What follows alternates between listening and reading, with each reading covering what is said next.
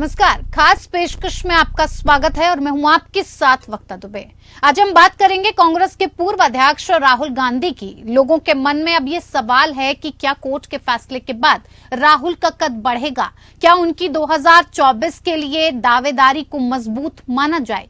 कांग्रेस नेता राहुल गांधी को मोदी सरनेम वाले मानहानि के केस में सुप्रीम कोर्ट से फौरी तौर पर राहत मिल गई है। कोर्ट ने सुनवाई पूरी होने तक राहुल गांधी की दोष सिद्धि और 2 साल की सजा पर रोक लगा दी है। अदालत के इस फैसले के कई राजनीतिक मायने हैं। इस फैसले के बाद राहुल गांधी की सांसद के तौर पर सदस्यता फिर से बहाल हो सकती है।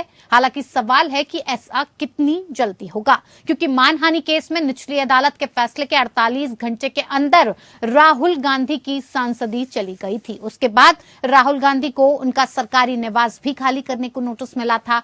उन्होंने अपना सरकारी निवास भी खाली कर दिया। अब देखना है कि उनकी सदस्यता बहाल होने में कितने दिन लगते हैं। बहरहाल ये तो तय है कि सुप्रीम कोर्ट के इस फैसले के बाद कांग्रेस ने राहत की सांस जरूर ली होगी, क्योंकि अगर राहुल गांधी को राहत नहीं मिलती तो वो अगला चुनाव लड़ने की स्थिति में भी नहीं होते और ऐसे में उनका राजनीतिक वनवास काफी लंबा हो जाता।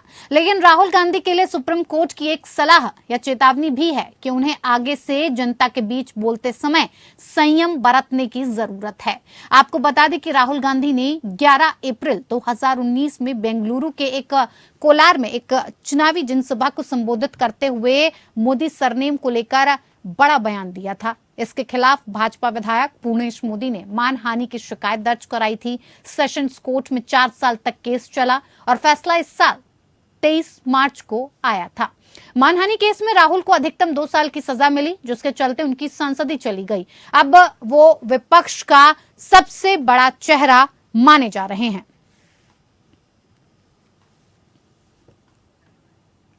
तो कोर्ट के फैसले के बाद बढ़ेगा राहुल गांधी का कद और अब मजबूत होगी राहुल गांधी की दावेदारी, क्योंकि विपक्ष को लगातार जो गठबंधन बनाया गया है विपक्ष का, उसमें इस बात को लेकर फिलहाल अभी कोई चर्चा नहीं हुई है। मीटिंग्स भले 2 हो गई हैं, लेकिन अभी तक इस बात का खुलासा नहीं किया गया है कि विपक्ष की तरफ से प्रधानमंत्री के चेहरे का दावेदार कौन होगा, क्योंकि लगातार कांग्रेस की इस मामले को लेकर कहीं ना कहीं ये लग रहा था और मल्लिकार्जुन खड़गे ने इस बात से साफ तौर पर इनकार भी किया था कि प्रधानमंत्री की कुर्सी से कांग्रेस को कोई लेना देना नहीं है। ऐसे में विपक्ष के कई और दल जो इस गठबंधन में बंधे हुए हैं लगातार खुद को प्रधानमंत्री के दावेदार के तौर पर मोदी के सामने खुद को खड़ा हुआ देखना चाहते हैं। लेकिन अब स्थिति बदल गई है।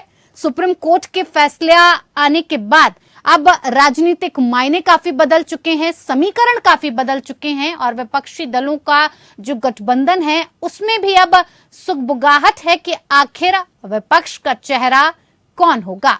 कैसे तय होगा कि विपक्ष के लिए चेहरा जो सामने लाया जाएगा प्रधानमंत्री मोदी के सामने, वो चेहरा कौन होगा। फिलहाल अगर पार्टीज की बात की जाए तो नेशनल पार्टीज में भारतीय जनता पार्टी के बाद कांग्रेस सबसे बड़ी पार्टी मानी जाती है और ये भी लगातार देखा गया है कि मोदी सरकार को घेरने का काम अगर विपक्ष में कोई तगड़े तरीके से करता है, अपनी आवाज को मुखर अच्छी तरह से करता है, तो वो राहुल गांधी की तरफ से उठाई हुई आवाज होती है। फिर चाहे मुद्दा किसी भी चीज को लेकर हो, भ्रष्टाचार को लेकर हो, बेरोजगारी को लेकर हो, चाहे किसी भी मुद्दे पर बात की जाए, विपक्ष में कांग्रेस पार्टी सबसे आगे नजर आती है।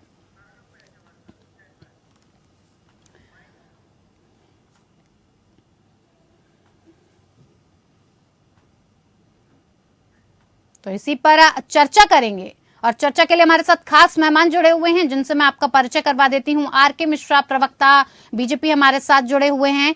डॉक्टर अरुणेश यादव, नेता कांग्रेस, हमारे साथ जुड़े हुए हैं। संजय चक्रवर्ती, प्रवक्ता टीएमसी, हमारे साथ जुड़े हुए हैं और साथ ही साथ नितेश चौरसिया, प्रवक्ता, आप हमारे साथ जुड़े हुए हैं। सभी का बहुत बहुत स्वागत है कार्यक्रम में। चर्चा को आगे बढ़ाते हैं और सबसे पहला सवाल मैं आर.के. मिश्रा जी आपसे ही करना चाहूंगी।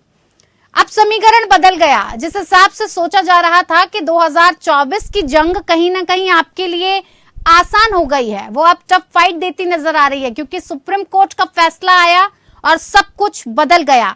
बीजेपी के लिए चुनौती बड़ी है। जिस तरह से सबसे मुखर आवाज उठाने वाले राहुल गांधी को अब सुप्रीम कोर्ट की तरफ से राहत मिली है, क्या कुछ बदल जाएगा 2024 के चुनाव के लिए? आर के मिश्रा जी, देखिए बलता जी, ये एक न्यायिक प्रक्रिया है और इसमें किसी तरह का टिकट इतनी अच्छी बात नहीं है। दूसरी बात ये है कि कांग्रेस ने हमेशा से ही दूसरे का अपमान करके अपना, जैसे आपने एक हेडिंग भी बढ़ाया है कि सुप्रीम कोर्ट के फैसले के बाद क्या राहुल गांधी जी का कद बढ़ जाएगा, तो कांग्रेस की तो हमेशा से रही है कि आप दूसरे का अपमान करिए, अपना कद बढ़ाइए।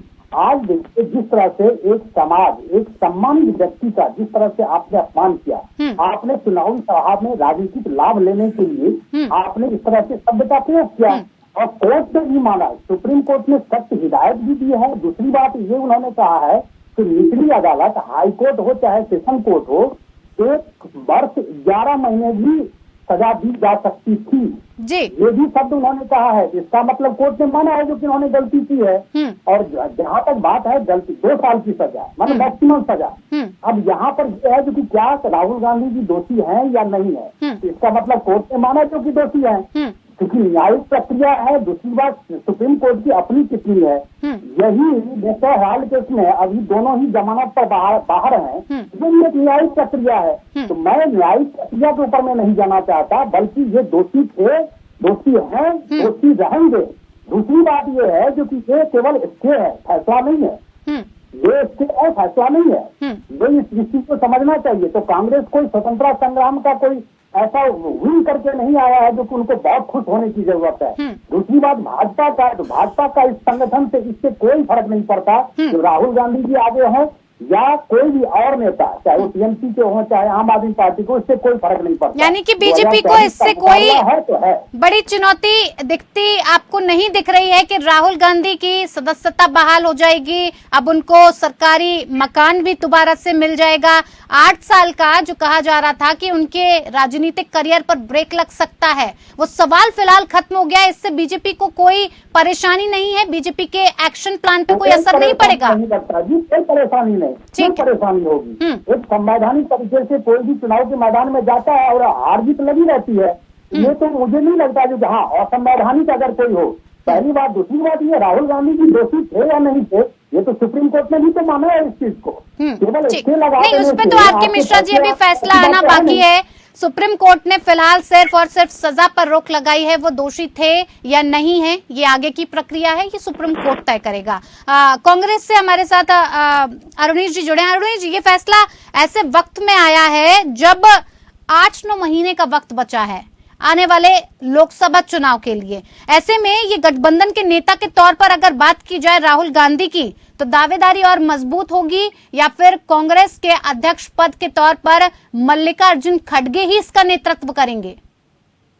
जी वक्ता जी, सबसे पहले तो सभी जो हमारे पैनलिस्ट हैं उनको नमस्कार। और मैं माननीय सुप्रीम कोर्ट का धन्यवाद करना चाहूंगा कि मामले को उन्होंने संज्ञान में लिया, गंभीरता से समझा और जिस तरीके से लोकतंत्र को कमजोर करने की कोशिश की जा रही थी, तो कहीं ना कहीं ये लोकतंत्र की जीत है। जो राहुल जी का जो मामला रहा, कल पूरे देश में जो अधिकांश लोग थे उन्होंने हर्षोल्लास से उसका स्वागत किया सुप्रीम कोर्ट के डिसीजन का।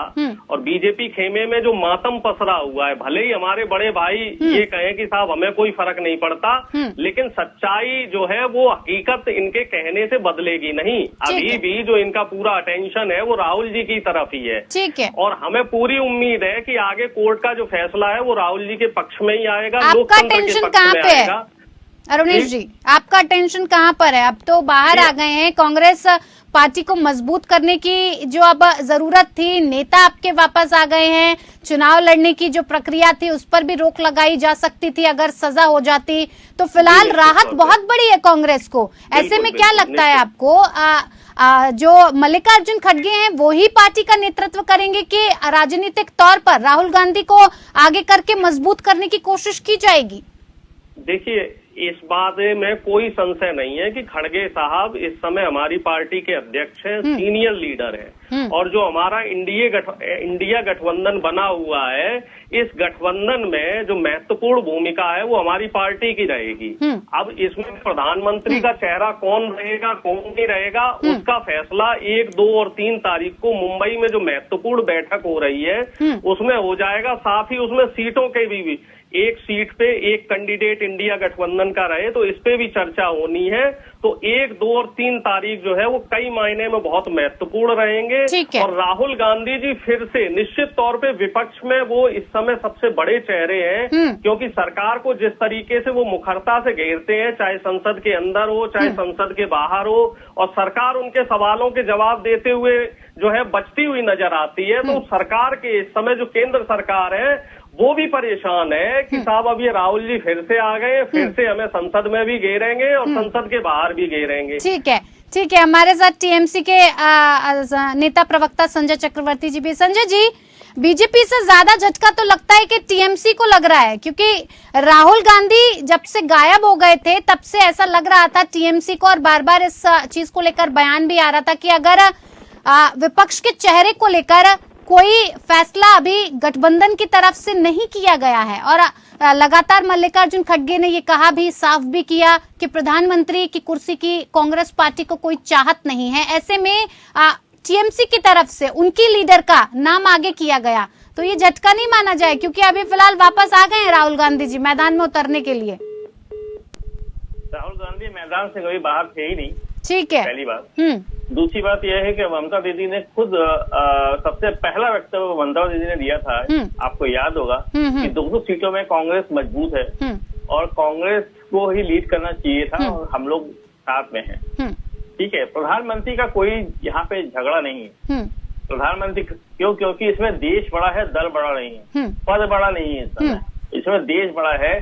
जिस तरीके से तानाशाही बढ़ रही थी और लोकतंत्र की हत्या हो रही थी, तो कल ऐसा लगा कि हाँ, लोकतंत्र अभी भी बचा हुआ है। और मैंने इसीलिए आप ही के चैनल से मैंने शुभकामनाएं भी दी थी राहुल गांधी जी को। ठीक है। दूसरी बात जो है, अभी बीजेपी के प्रवक्ता बोले थे कि कांग्रेस बार बार अपमान करती है, लोगों का अपमान करती है। मुझे लगता है जर्सी गाय भूल गए, खूनी पंजाब भूल गए, रेनकोट वाला वक्तव्य भूल गए, रामायण के सूप रखा वाली हंसी भूल गए, विदेशों में जाकर के वो भूल गए जब कहते हैं इस देश में पैदा हो गए। शर्म की बात है, वो सब भूल गए। अपमान कौन करता है देश और देशवासियों का? ये तो जग जाहिर है, खुला है। ठीक है, हमारे बिल्कुल ठीक है, हमारे साथ नीतीश चौरसिया भी। किसी पे उंगली उठाने से पहले देख लीजिएगा 3 उंगली आप पे उठती है। बिल्कुल सही कहा आपने संजय चक्रवर्ती जी। नीतीश चौरसिया, आम आदमी पार्टी का क्या स्टैंड होगा, क्योंकि अब राहुल गांधी का कद अगर बढ़ेगा तो आपको क्या फायदा क्या नुकसान? सभी को मेरा नमस्कार। देखिए, कल के सुप्रीम कोर्ट के फैसले के बाद ये लाजमी है, उनका फैसला स्वागत योग्य है। विपक्ष में जिस प्रकार भारतीय जनता पार्टी एक एक करके एक आवाज, मुखर आवाज दबाने की कोशिश कर रही है, उसका सीधा साधा एक समाचार है। मैं कहता हूँ जितनी जल्दीबाजी इन्होंने राहुल गांधी की न्यायिक प्रक्रिया आने में और उनकी सदस्यता हटाने में करी, कोई एक एग्जाम्पल पेश कर देते ब्रिजभूषण के प्रति। 40 FIR है, किसी एक में सजा मिली और उसको कोई एक्शन हुआ क्या? लेकिन कोई नहीं। इनके भाजपा का अगर एक श्रृंखला निकाल दिया जाए तो जितने भी वॉशिंग मशीन से अभी आए हुए हैं, किसी की सजा तो उस पर कोई एक्शन नहीं होगा। ठीक है, ये एकमात्र दिखाता है कि इनका दोहरा रवैया, एक तरफा रवैया। विपक्ष को मणिपुर पे जो बहस होती है सदन से निलंबित कर दिया जाता है, और राहुल गांधी की गलती क्या थी? अडानी मुद्दे पे वो प्रखर थे। अब अडानी के मुद्दे में भाई साहब चौकीदार जिसकी चौकीदारी कर रहा हो और उसके खिलाफ। ठीक है नीतीश जी, चर्चा को आगे बढ़ाएंगे। सारे मेहमान हमारे साथ उपस्थित है, बने रहिए। हमारे साथ लगातार खास मेहमान जुड़े हुए हैं। आरके मिश्रा जी, अभी अरुणेश जी ने कहा कि जो आपने अभी कहा वो मन से नहीं कहा है, कहीं ना कहीं अंदर आपको इस बात से बहुत परेशानी है कि राहुल गांधी की सजा पर रोक लगा दी गई है। देखिए जी, अभी अरुणेश जी की बात पर मैं जवाब देना चाह रहा हूँ, क्योंकि उन्होंने कहा लोकतंत्र को कमजोर करने की कोशिश की गई। इसका मतलब जो सुप्रीम कोर्ट का जो फैसला था और हाईकोर्ट का जो फैसला था, तो क्या ये न्यायालय की अवमानना नहीं है? क्या उन्होंने सजा जो दी, क्या गलत तथ्य पर दी? ऐसा तो है नहीं। तो लोकतंत्र को कमजोर करने की कोशिश कहाँ हो रही है? सुप्रीम कोर्ट ने भी तो माना है, क्योंकि भाई आप 1 वर्ष 11 महीने भी दे सकते थे सजा। अभी स्टे लगाया गया है मुझे लगता है फैसला आना अभी बाकी है। दूसरी बात, भाजपा के लिए अंदर में इसमें कोई दिक्कत नहीं है। आप राहुल गांधी जी सामने हो, चाहे खड़गे साहब हो, चाहे ममता बनर्जी हो, चाहे अरविंद केजरीवाल जी हो, पेट में दर्द तो ममता बनर्जी को होनी चाहिए, नीतीश कुमार जी को होनी चाहिए, अरविंद केजरीवाल जी को होनी चाहिए। क्योंकि एक चेहरा जो ये लोग समझ रहे थे जो कि मैं पीएम का फेस हूँ और मेरे ऊपर में बिल्कुल सर्वसम्मति बन सकती है, उनके लिए तकलीफ है। ये चीज अरुण जी बिल्कुल स्वीकार नहीं कर पाएंगे। क्या यहाँ पर संजय जी नहीं स्वीकार करेंगे और नहीं नीतीश जी? बिल्कुल, ये बड़ा सवाल है आर.के. मिश्रा जी, आपने बिल्कुल सही सवाल उठाया है कि अब इस बात को लेकर भी कहीं न कहीं अंदर सरगर्मियां तेज होंगी कि आखिर नेता किस पार्टी का चुना जाएगा। विपक्षी गठबंधन तो बन गया है, लेकिन अब इस पर जो माथाफोड़ी होगी वो देखने वाली होगी। अरुणेश जी, क्या कुछ होगा? कहने को भले तैयार ना हूँ। बिल्कुल, पहले मैं अपने बड़े भाई की बात का जवाब देना चाहूंगा। वक्त की कमी है, थोड़ा जल्दी अरुणेश जी। बिल्कुल दो बातें कहनी है। पहली बात, जो भाई साहब ये कह रहे हैं कि राहुल गांधी जी के रहने ना रहने से कोई फर्क नहीं पड़ता, तो ये सर्वविदित है कि सबसे ज्यादा पैसा खर्च किया जाता है राहुल जी की इमेज खराब करने के लिए। बीजेपी आईटी सेल सुबह से लेकर शाम तक उनको ट्रोल करने की कोशिश करता है, उनके फर्जी वीडियो बनाए जाते हैं, उनके वीडियो को एडिट करके जो है पूरा सोशल मीडिया पे, फेसबुक, व्हाट्सएप और ट्विटर पे सुबह से लेकर रात तक। लेकिन अरुणेश जी, अब तो राहुल गांधी की छवि बेहतर हुई है। भारतीय जनता पार्टी कुछ भी करे, राहुल जी के रहने से कोई फर्क नहीं पड़ रहा। और दूसरी बात, हमारे साथी ये नहीं भूल रहे हैं कि सुप्रीम कोर्ट ने ये भी कहा है, फटकार भी लगाई है, सरकार को भी फटकार लगाई है, और निचली अदालत को भी फटकार लगाई है कि अधिकतम जो सजा है वो क्यों दी गई, क्यों अधिकतम सजा दी गई, जबकि आज तक किसी को इतनी सजा नहीं दी गई। और तीसरी सबसे महत्वपूर्ण बात है, याचिकाकर्ता का खुद सरनेम मोदी नहीं है, उनका जो सरनेम है वो मोद है, उन्होंने बाद में अपना सरनेम मोदी लगाया है। कहीं ना कहीं ठीक है अरुणेश जी, मुद्दा इस बात को लेकर है कि अब राजनीतिक मुद्दों पर भी चर्चा हो रही है, और अब सबसे बड़ा सवाल यही है जो आर.के. मिश्रा जी ने उठाया कि अब आपका जो गठबंधन है वो इस बात पे इतनी देरी क्यों कर रहा है कि आपकी तरफ से चेहरा कौन होगा? प्रधानमंत्री मोदी के सामने खड़ा करने के लिए कौन चेहरा बनाएंगे आप? इस पर इतनी देरी क्यों?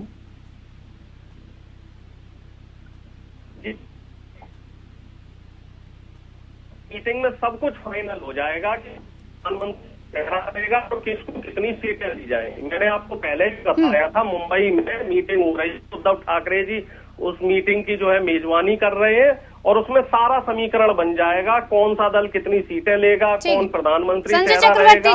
हालांकि हम लोगों ने पहले ही स्पष्ट कर दिया है कि हम लोगों की कोई इच्छा नहीं है कि कांग्रेस पार्टी से कोई प्रधानमंत्री। चलिए, ये तो देखने वाला वक्त बताएगा कि प्रधानमंत्री के लिए इच्छा जाहिर की जाएगी या दबाई जाएगी। संजय चक्रवर्ती जी,